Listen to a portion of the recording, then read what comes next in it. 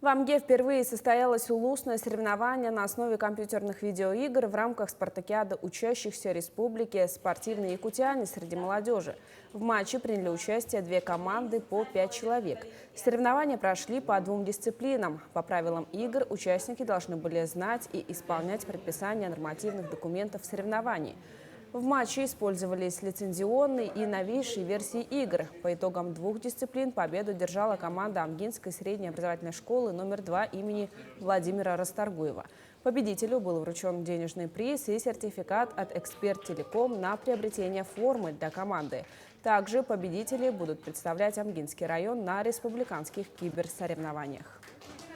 В нашем улусе это, можно сказать, что первый опыт таких вот соревнований. Соревнования наши проходили на базе IT-центра.